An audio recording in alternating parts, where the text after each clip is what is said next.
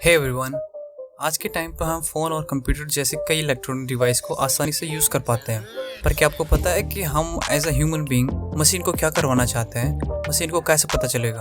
Operating system, जो कि human readable condition को एक कंप्यूटर के फॉर्म में कन्वर्ट करता है, जिससे कि कंप्यूटर को हम अपना टास्क बता पाएँ कि हम कंप्यूटर से क्या करवाना चाहते हैं। ये एक इंटरफेस की तरह काम करता है, जो कि हमारी बातों को कंप्यूटर को समझाने में हमारी हेल्प करता है।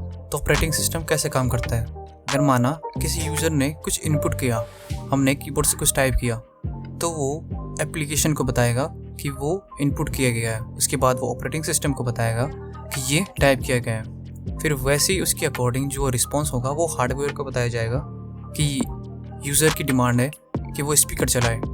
तो हार्डवेयर स्टार्ट हो जाता है। उसके बाद ऑपरेटिंग सिस्टम को बताता है कि हाँ, हमने स्पीकर चला लिए हैं। वो फिर ऑपरेटिंग सिस्टम एप्लीकेशन को बताता है कि स्पीकर चल चुके हैं, और ये बात रिस्पॉन्स फिर यूज़र को पता चलती है कि हाँ, ये चल चुका है। अब ऑपरेटिंग सिस्टम कितने टाइप के होते हैं? ऑपरेटिंग सिस्टम मल्टीपल टाइप के होते हैं। इसके एग्जांपल्स हैं कुछ। विंडोज़, जिसको सभी जानते हैं कि माइक्रोसॉफ्ट विंडोज़ एक टाइप का ऑपरेटिंग सिस्टम है जो कि पीसी के लिए बनाया गया है। उसी तरह एक लाइनक्स होता है जो कि free and open source operating system है। और उसके बाद आता है मैकिन्टॉश, जो कि एप्पल के कंप्यूटर या लैपटॉप में देखने को मिलता है। उसके बाद आता है iOS, जो कि एप्पल के फ़ोन में देखने को मिलता है। एंड देन एंड्रॉयड का ऑपरेटिंग सिस्टम, जो कि एंड्रॉयड फ़ोन में यूज़ होता है। Now what is the function of operating system? एक क्या क्या काम कर सकता है ऑपरेटिंग सिस्टम हमारा? ऑपरेटिंग सिस्टम जो होता है वो रिसोर्स मैनेजमेंट कर सकता है।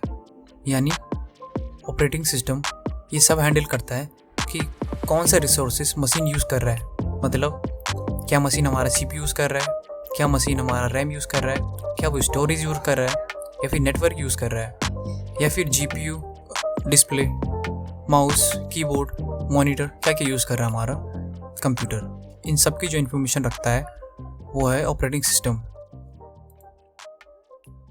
Memory management. मेमोरी मैनेजमेंट का मतलब है कि जो हमारा कंप्यूटर है उसमें रैम और रोम का कैसे इस्तेमाल किया जा रहा है। ये हमारी रैम होती है जो कंप्यूटर में लगती है। इसका मतलब है रैंडम एक्सेस मेमोरी। यानी जो भी अगर हमें टास्क बैकग्राउंड में चलाने हैं उन सबको हैंडल करता है हमारा रैम। रोम का काम होता है कि इसमें हमारी जो भी इंफॉर्मेशन होती है वो स्टोर हुई होती है। तो ये मेमोरी मैनेजमेंट का काम भी होता है ऑपरेटिंग सिस्टम का, जो कि ये कंफर्म करता है कि कौन सी डिवाइस या फिर कौन से सॉफ्टवेयर हमारा रैम इस्तेमाल कर रहे हैं और कौन से सॉफ्टवेयर हमें इन्फॉर्मेशन स्टोर करना चाहते हैं। और अगर उनका काम पूरा हो जाए तो उनसे उसके बाद वो पावर छीन लेना कुछ एप्लीकेशन से या उस डिवाइस से। Next is processor management. Processor management operating system का वो काम होता है जिसमें कि हम पूरी ऑपरेशन को संभालते हैं। इसमें ये कंफर्म करना होता है कि जो डिवाइसेस है या फिर सॉफ्टवेयर्स हैं वो कौन कौन और कितने कितने टाइम तक हमारे प्रोसेसर को यूज़ करने वाले हैं। जैसे माना हमने एग्जांपल लिया कि हम गेम खेलना चाहते हैं अपने कंप्यूटर में, तो उसको कितनी प्रोसेसिंग पावर की ज़रूरत है और कब तक है। ये नहीं होना चाहिए कि हम कुछ देर गेम खेलें, उसके लिए हमारी प्रोसेसिंग पावर यूज़ हो और उसके बाद हम जब गेम बंद कर दें फिर भी हमारी प्रोसेसिंग पावर उसमें चल रही हो। यानी हमें किसी एप्लीकेशन को उसकी प्रोसेसिंग पावर देनी है जितना उसने यूज़ करना है और उसके बाद उससे वापस ले लेनी है।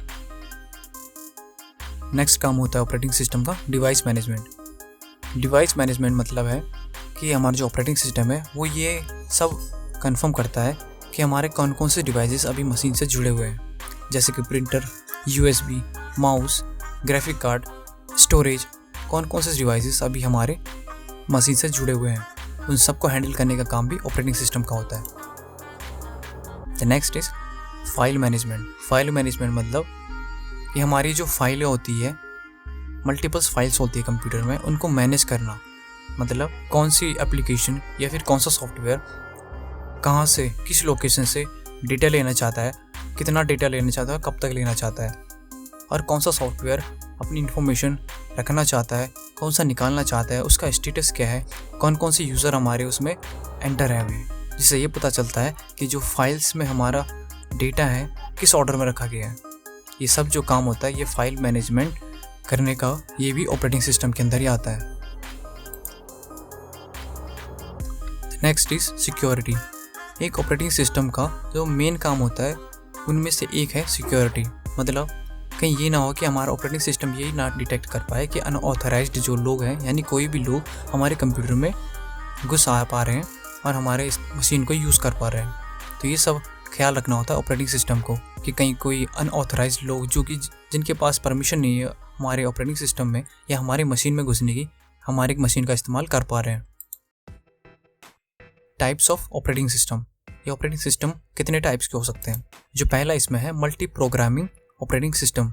इसका मतलब ये है कि इस ऑपरेटिंग सिस्टम में क्या होता था कि जो मल्टीपल जॉब्स या टास्क हम दिए जाते थे ऑपरेटिंग सिस्टम को या मशीन को कि तुम्हें ये करना है, तो वो क्या करता था कि सबको मेमोरी में और सीपीयू में लोड कर देता था। पर उसके बाद इसमें इतनी पावर नहीं होती थी कि वो एक ही बार उन सबको एग्जीक्यूट करे, तो इसके लिए वो 1 बाय 1 उनको एग्जीक्यूट करता था।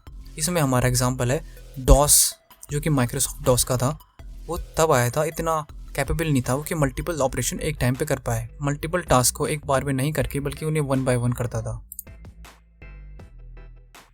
Number 2, multitasking operating system.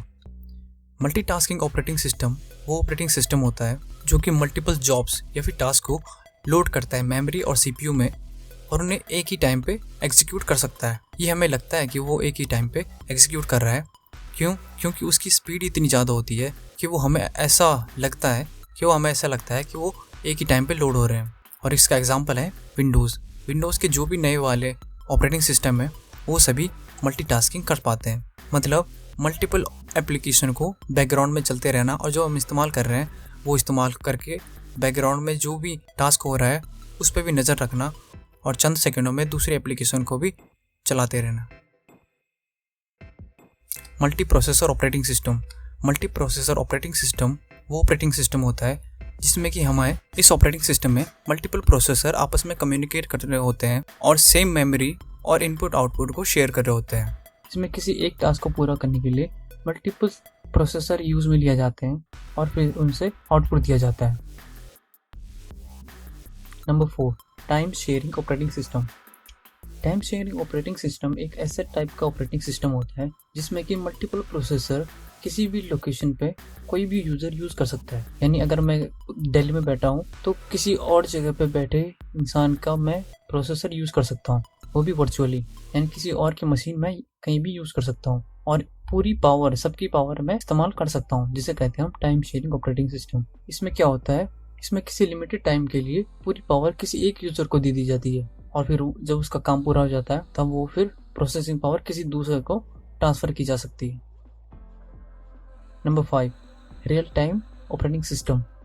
Real time operating system जैसे नाम से पता चल रहा है कि कोई भी जो टास्क है वो कंप्लीट हो रहा है रियल टाइम में, यानी लाइव, जिसमें कोई डिले नहीं होता। जिसके एग्जांपल हैं कि एयर ट्रैफिक का कंट्रोल सिस्टम, यानी एयर ट्रैफिक जो होता है तो इससे लाइव पता चलता है कि कहाँ पे कौन सी प्लेन किस रास्ते से जा रही है, और अगर ये लाइव पता नहीं चलेगा तो इससे वहाँ जो दुर्घटना होने के चांसेस है वो ज़्यादा बढ़ जाते हैं।